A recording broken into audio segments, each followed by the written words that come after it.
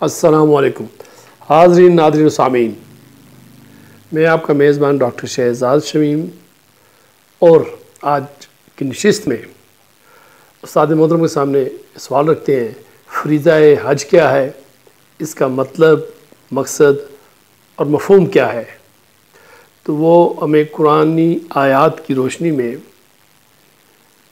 تفصیل سے بتائیں گے اور اس کا مفہوم جو ہے اس کی تشریح فرمائیں گے۔ تو استاد محترم جناب قرآنی اسکالر انجینئر محمد فیض شاد صاحب، السلام علیکم۔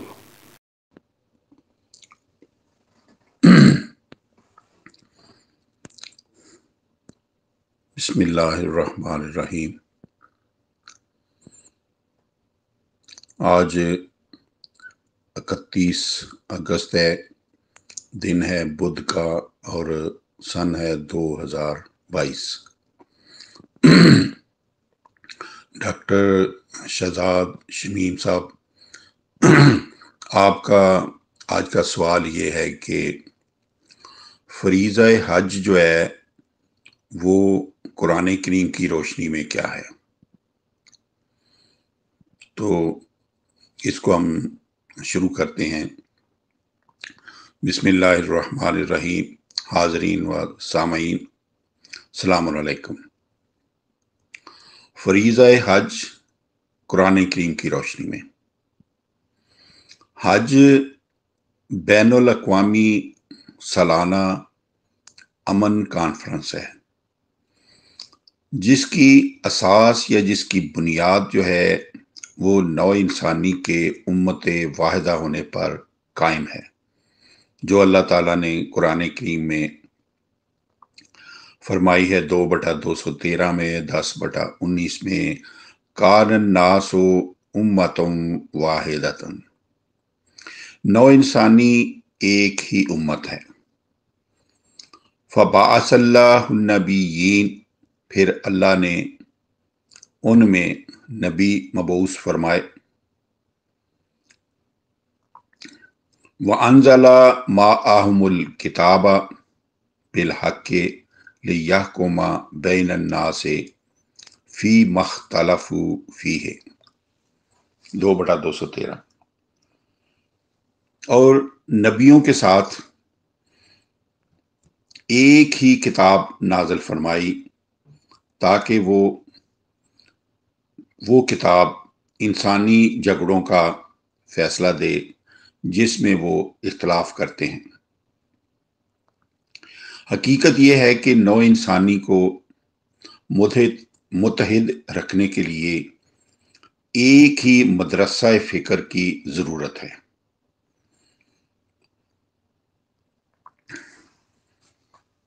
اب فریضہ حج کے متعلق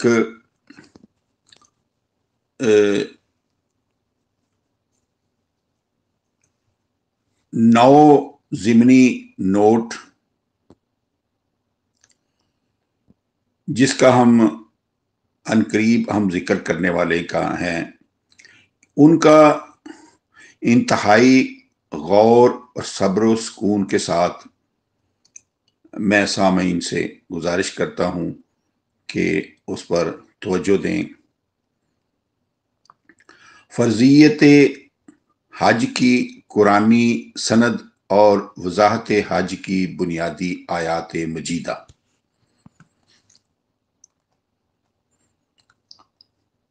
ان اول بیت وضع للناس للذی ببکۃ مبارکا وہدی للعالمین، 3/96۔ فیہ آیات بینات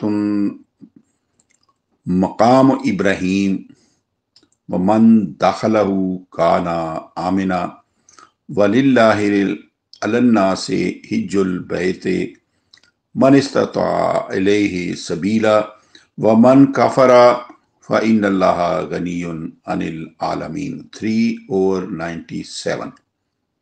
مفہوم: بے شک پہلا گھر جو نو انسانی کے لیے عالمی امن مرکز مقرر کیا گیا وہ مکہ معظمہ میں ہے۔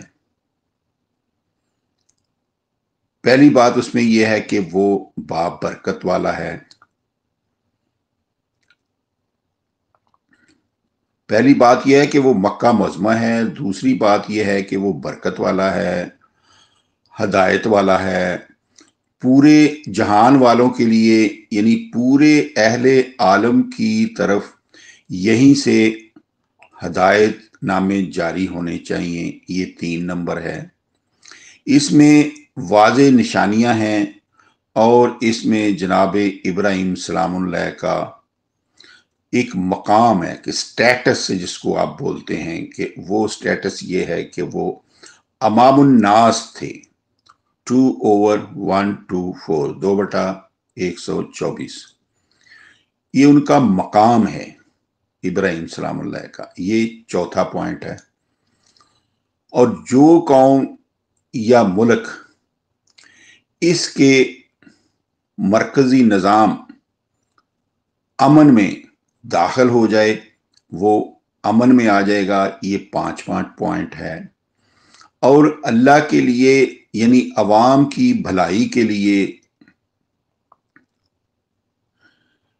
ان لوگوں پر جہاں لفظ للہ آیا نا، للہ، تو اس کا مطلب یہ ہے کہ یعنی عوام کی بھلائی کے لیے، یہ 6 پوائنٹ ہے۔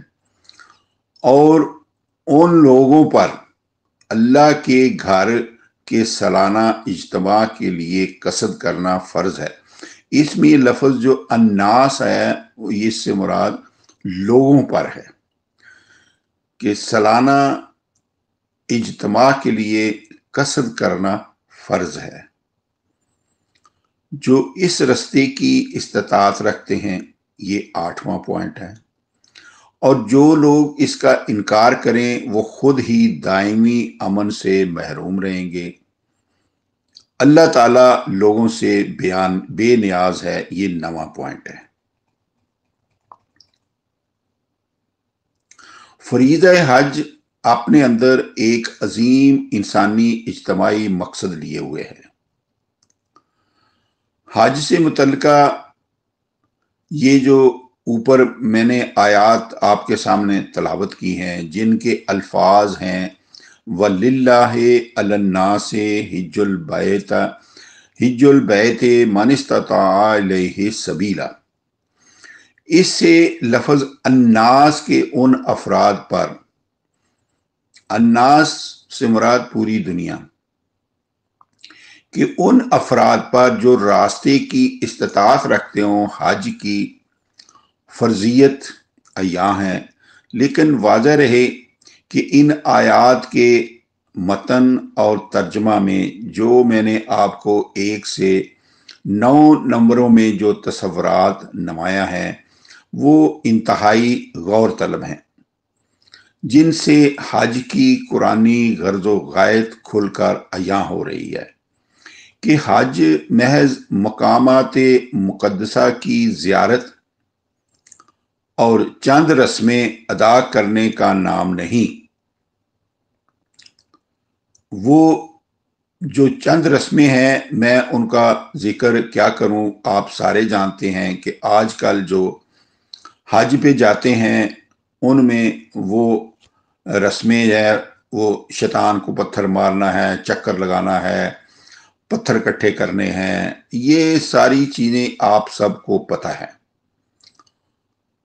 تو یہ حج جو ہے ان رسموں کا نام نہیں، بلکہ فریضہ حج اپنے اندر ایک عظیم انسانی اجتماعی مقصد لیے ہوئے ہے۔ یہ جو میں نے آپ کو 9 نمبروں کا ذکر کیا ہے، اس کی اب وضاحت ہے وہ بہت ضروری ہے، اور میں اس کے لیے سامعین سے توجہ کا طالب ہوں اور صبر و استقامت کا بھی، کہ صبر کے ساتھ اس کا ملاحظہ فرمائیں، اس کو آپ سنیں تاکہ ہمیں آج کا پتہ چلے۔ اس میں نمبر 1 ہے पूरी नौ इंसानी के लिए अमन व अव्वलीन मरकज। नंबर 1 पर इन्ना अव्वला बैतुम वुज़िया लिन्नास, और नंबर 5 मैंने बताया था आपको वमन दाखलाहु काना आमिना। ये अल्फाज, इससे ये अमर जो है सराहतन साबित होता है कि मक्का मुअज़्ज़मा में पूरी नौ इंसानी के लिए तारीख़ इंसानी की इब्तदा ही में खुद अल्लाह ताला की तरफ से आलमी अमन मरकज़ कायम कर दिया गया था। क्यों? इसका जवाब कुरान करीम में और इंसानी जबिल्लत के रोज़मर्रा के मुशाहदात में मौजूद है कि नौ इंसानी तबान झगड़ालू वाक़या हुई है। अवलम यरल इंसान अन्ना खलकनहु मिन नुत्फ़तिन फ़इज़ा हुवा खसीमुम मुबीन, ये सूरह यासीन में 36 और 77। क्या उन्होंने गौर नहीं किया कि हमने इंसान को नुत्फ़ा से पैदा किया था, पस वो ज़ाहरन झगड़ालू है। पस इस नुत्फ़ा से पैदा होने वाले इंसान की खसूसियत जो झगड़ालूपन है, उसके इनफरादी, ग्रोही, कबायली, लिसानी, मुल्की और जोग्राफियाई हर सतह के झगड़ों से अय्यां है कि ज़ाहर अल फसाद फिल बर्रे वल बहरे बिमा कसबत ऐदिन नास, 30 और 41। नौ इंसानी की करतूतों से खुश्की और तरी में फसाद जो है वो अय्यां हो चुका है। अब वही की तालीम और रियासती निज़ाम, बस इंसान चूंकि झगड़ालू है, इसलिए उसे सही रास्ते पर चलाने के लिए पहले नंबर उसे वही की तालीम से बहरावर करना लाजम है ताकि ये खुद सीधी राह चले, और दूसरे नंबर पर रियासती निज़ाम को सही रखने के लिए रियासत के हर गोशा में सरकारी अमला मुतय्यन किया जाता था ताकि इंसान नमा हैवान दूसरों के हक न दबा सकें। रियासत की दाखिली अदालतें, और इससे आगे अगर कोई शख्स किसी का हक दबा ले तो कानूनी चाराजोई के लिए हर रियासत में अंदरूनी अदालतें कायम की जाती हैं। खुद रसूल मकबूल सलाम अलैहि ने भी अपनी रियासत में अंदरूनी तनाज़ात के फैसलों के लिए अदालतें कायम कर रखी थी। चुनाचे नबी सलाम अलैहि को हुक्म दिया गया है कि फ़ाहकुम बैनहुम बिमा अंज़लल्लाहु, 5/48। आप इन झगड़ने वालों में उनके झगड़ों तनाज़ों का फैसला इस किताब के साथ फरमाया करें जो आपकी तरफ अल्लाह ताला ने नाज़िल फरमाई है। अब जिक्र होता है बैनुल अक़वामी आलमी अदालत। इससे आगे हैं कौमों कौमों, रियासतों रियासतों, मुल्कों मुल्कों के बाहमी झगड़े, जिनके फैसलों के लिए एक इंटरनेशनल यानी एक बैनुल अक़वामी आलमी अदालत की ज़रूरत नागुज़ीर थी, जो इंसानी तारीख की इब्तिदा ही से खुद अल्लाह ताला ने मक्का मुअज़्ज़मा में कायम कर दी थी। इन्ना अव्वला बैतिम वुज़िया लिन्नासी लल्लज़ी बिबक्कता, 3/96। और इसी अव्वलीन घर को अल्लाह ताला ने लिन्नास यानी पूरी नौ इंसानी के लिए आलमी अमन मरकज करार दिया है। और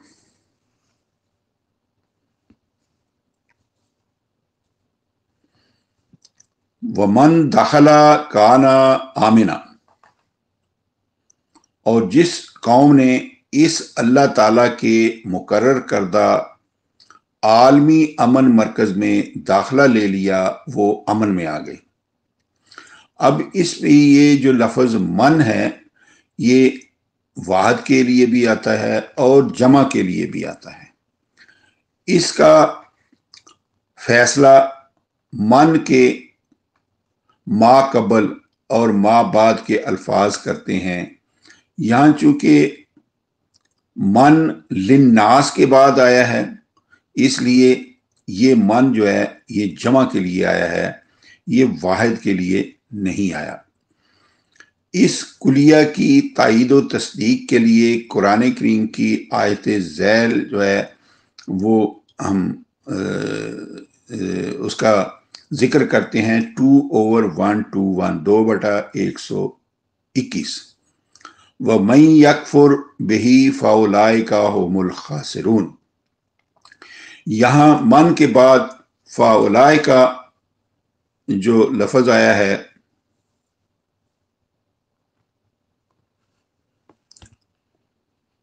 وہ فَأُولَٰئِكَ جمع ہے، ہم ضمیر جمع اور خاسرون سب جمع کے صیغے آئے ہیں، اور مفہوم جو ہے وہ صاف ہے کہ جو قوم اور جو گروہ یا جو لوگ اس کا انکار کریں گے وہ گھاٹا پانے والوں میں سے ہوں گے۔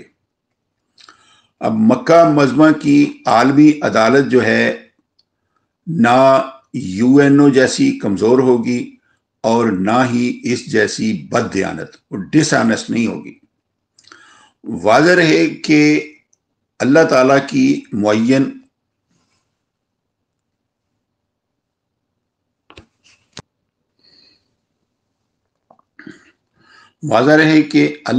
کی معین کردہ مکہ معظمہ کی عالمی امن عدالت نہ UN جیسی کمزور ہوگی، نہ فریب کار ہوگی۔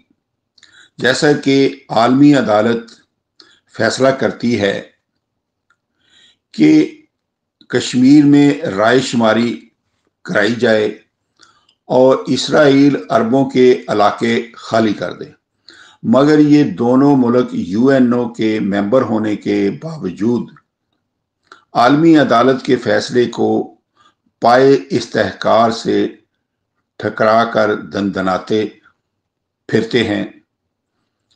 عالمی عدالت اپنے فیصلوں پر عمل درآمد کرانے کی طاقت ہی نہیں رکھتی، اور دوسری طرف عالمی جنرل اسمبلی 104 ممبروں کی کثرت رائے کے ساتھ 3 بار اعلان کرتی ہے کہ مشرقی پاکستان میں فوراً جنگ بند کر دی جائے، مگر اکیلا روس 104 ممبروں کی اکثریت کے خلاف 3 بار ویٹو کر کے UN کی فریب کاری والی پالیسی کو بے نقاب کر دیتا ہے۔ مکہ معظمہ کی بین الاقوامی عدالت اتنی طاقتور ہوگی کہ اپنے فیصلوں کو عملی جامہ پہنا سکے گی اور اس میں عدل و انصاف کا خون کرنے کے لیے کسی بڑے سے بڑے ملک کو بھی ویٹو کرنے، یعنی میں نہ مانوں کہہ کر انصاف کو پیروں تلے روندنے نہیں دے گی۔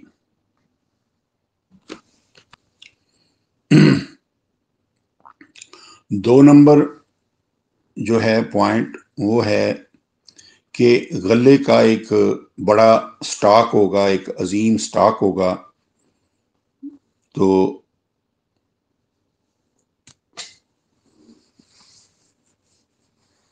دوسرے نمبر پر جو زیر بحث آیت ہے 3/96، مکہ معظمہ میں خود اللہ تعالیٰ کے متعین کردہ عالمی امن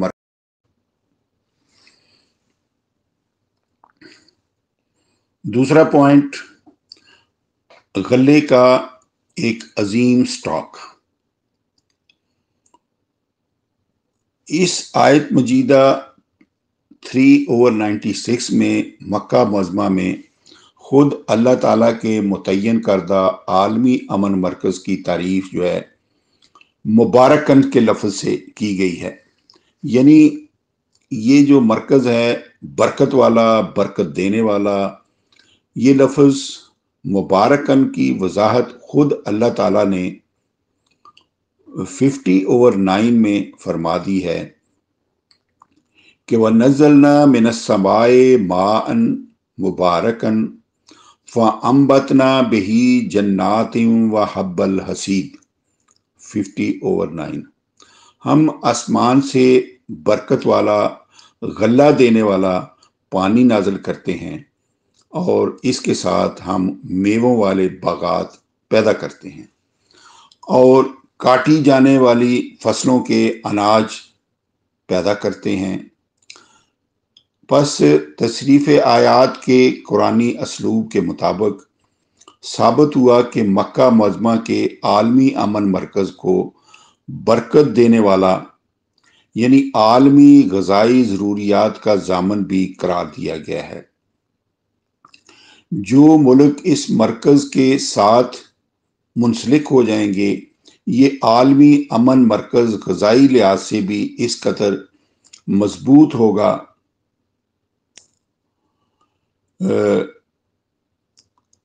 یعنی اس کے ہاں غلے کے وہ عظیم ذخائر بھی موجود ہوں گے کہ وہ ان کی غذائی ضروریات کا بھی ضامن ہوگا۔ تیسرا پوائنٹ، پوری اقوام عالم کے نام یہیں سے ہدایت نامے جاری ہونے چاہیے۔ یہ جو آیت ہے اس کے زیر نظر مکہ معظمہ میں خود اللہ تعالیٰ کے متعین کردہ عالمی امن مرکز کی تعریف میں ہدی للعالمین کے الفاظ آئے ہیں، یعنی اولا بیت وضع للناس، اس کی تعریف میں آیا ہے کہ وہ پورے اہل عالم کے لیے ہدایت ہے۔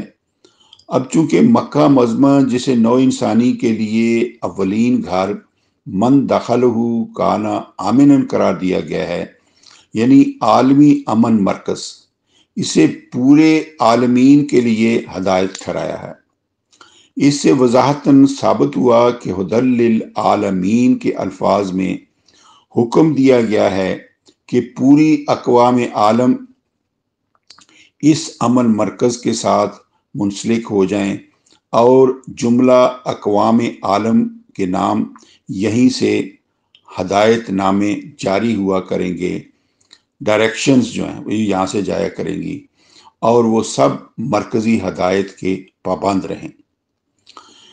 چوتھا پوائنٹ جو ہے وہ اس آیت میں یہ ہے کہ یہ مقام ابراہیم ہے۔ مقام ابراہیم سلام علیہ پوری نو انسانی کے لیے امام الناس ہونے کا مقام ہے۔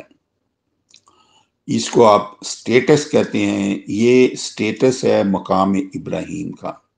یہ میم کے اوپر زبر ہے، پیش نہیں ہے۔ تو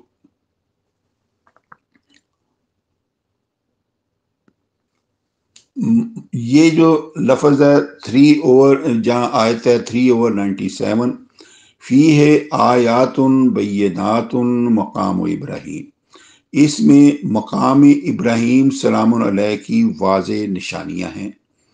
سوال پیدا ہوتا ہے کہ مقام ابراہیم سلام علیہ کیا ہے؟ اس سوال کے جواب کے لیے سورہ البقرہ کی آیت جو ہے وہ 2/124 ہے۔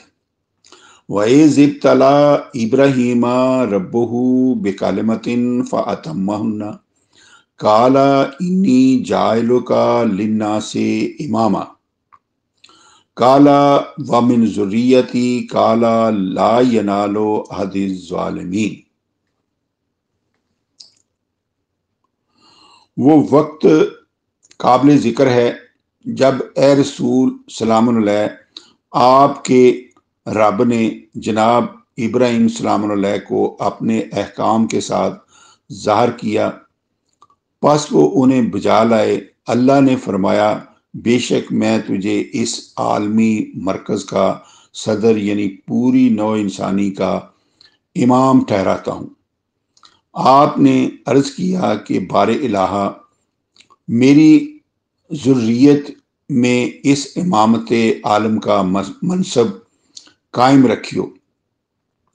اگر اللہ تعالیٰ نے فرمایا کہ میرا وعدہ 100% فرما برداروں کے لیے ہے، اس لیے میرا عہد ظالموں نافرمانوں کو نہیں پہنچے گا۔ سورہ البقرہ کی 2/123 میں آیت میں اللہ تعالیٰ نے فرمایا وَاتَّقُوا یوم لا تجزی نفس عن نفس شیئا ولا یقبل منها عدل ولا تنفعها شفاعۃ ولا هم ینصرون۔ اور ڈرو اس دن سے جب کوئی شخص مجرم کا بدلہ نہ بن سکے گا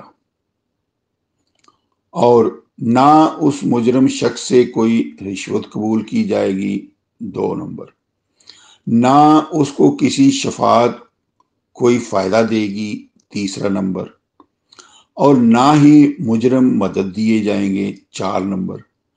اس آیت مجیدہ میں خلافت علی منہاج النبوت پر قائم دنیوی عدالتوں اور قیامت کی عدالت عالیہ کا نقشہ کھینچ کر اس امر کی وضاحت کر دی گئی ہے کہ مجرم انہی 4 طریقوں سے جرم کی سزا سے بچ سکتا ہے۔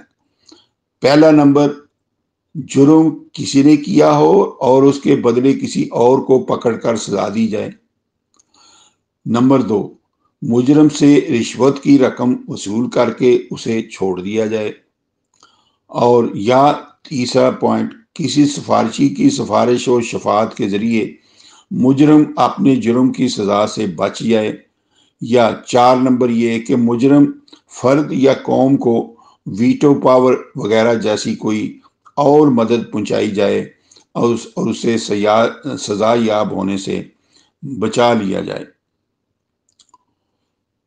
تو واضح رہے کہ اس آیت مجیدہ 2/124 کے سیاق کلام کے مطابق نکھر کا عیاں ہو رہا ہے کہ جناب ابراہیم سلام اللہ نے بیت الحرام کے عالمی مرکز میں ایسا ہی عادلانہ نظام قائم کیا جس میں کوئی مجرم ان ذرائع سے اپنے جرم کی سزا سے بچ نہیں سکتا تھا۔